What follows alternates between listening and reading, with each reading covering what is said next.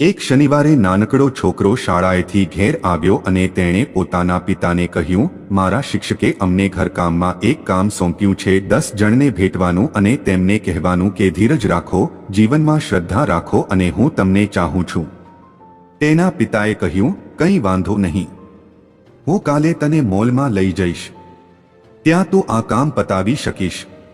છોકરો બીજે દિવસે સવારે ઉઠી અતિ ઉત્સાહપૂર્વક તૈયાર થઈ ગયો અને તેના પિતાને કહેવા લાગ્યો, ચાલો પપ્પા હવે મોલમાં જઈએ.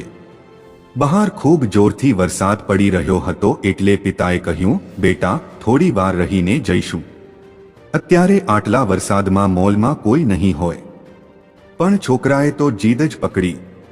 આથી પિતાએ તેની બાળહટ આગળ ઝૂકી જઈ તેને ભારે વરસાદ વચ્ચે પણ કાર હંકારી મોલમાં લઈ જવો પડ્યો. તેમણે મોલમાં એકાદ કલાક પસાર કર્યો અને છોકરો જુદા જુદા 9 લોકોને ભેટ્યો. હવે તેના પિતાએ કહ્યું, બેટા વરસાદ ઘણો વધી ગયો છે, આપણે ફસાઈ જઈએ એ પહેલા ચાલ ઘેર પહોંચી જઈએ. છોકરો તેનો 10 જણને ભેટવાનો લક્ષ્યાંક પૂરો ન થતા થોડો ઉદાસ થયો, પણ આખરે તેણે પિતાની વાત માની અને તેઓ ઘેર પાછા ફરવા કારમાં બેઠા.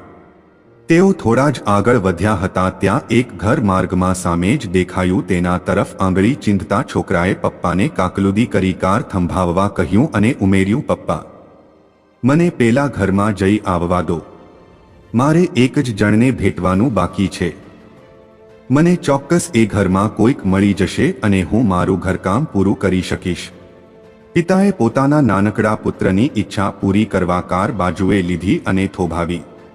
છોકરાએ તે ઘર પાસે જઈ દરવાજાની ઘંટડી દબાવી. થોડી વાર પછી એક મહિલાએ બારણું ખોલ્યું, જે ખૂબ ઉદાસ દેખાતી હતી. છોકરાને જોઈ તેને થોડી નવાઈ લાગી. તેણે પ્રેમથી પૂછ્યું, બેટા તારે કોનું કામ છે? આંખોમાં ચમક અને ચહેરા પર મોટા સ્મિત સાથે એ નાનકડા છોકરાએ કહ્યું, મારા શિક્ષકે અમને 10 જણને ભેટવા કહ્યું છે અને તેમને એમ જણાવવા કહ્યું છે કે ધીરજ રાખો, જીવનમાં શ્રદ્ધા રાખો અને હું તમને ચાહું છું. હું 9 જણાને ભેટી ચૂક્યો છું, હવે એક જ જણને ભેટવાનું બાકી છે. શું હું તમને ભેટી શકું છું અને મારા શિક્ષકનો સંદેશો પાઠવી શકું છું? તે મહિલા નાનકડા છોકરાને ભેટી પડી અને ચોધાર આંસુએ રડવા માંડી. આ જોતા છોકરાના પિતા ત્યાં પાસે આવી ગયા અને તેમણે મહિલાને પૂછ્યું કે શું તેમને કોઈ સમસ્યા છે. મહિલાએ પોતાની જાતને સંભાળી લીધી. પિતા પુત્રને ઘરની અંદર આવવા આમંત્રણ આપ્યું. તેને ચા પાઈ અને પછી કહ્યું, મારા પતિનું થોડા સમય પહેલા મૃત્યુ થયું છે અને એ પછી હું સાપ એકલી પડી ગઈ છું. આજે તો હદ થઈ ગઈ. સવારથી મને થતું હતું કે બસ હવે મારે પણ મારા જીવનનો અંત આણી દેવો જોઈએ. થોડી વાર પહેલા મેં ખુરશી લીધી, તેના પર ચડી હું પંખે લટકી મારો જાન આપવા જ તૈયારીમાં હતી ત્યાં દરવાજે ઘંટડી વાગી.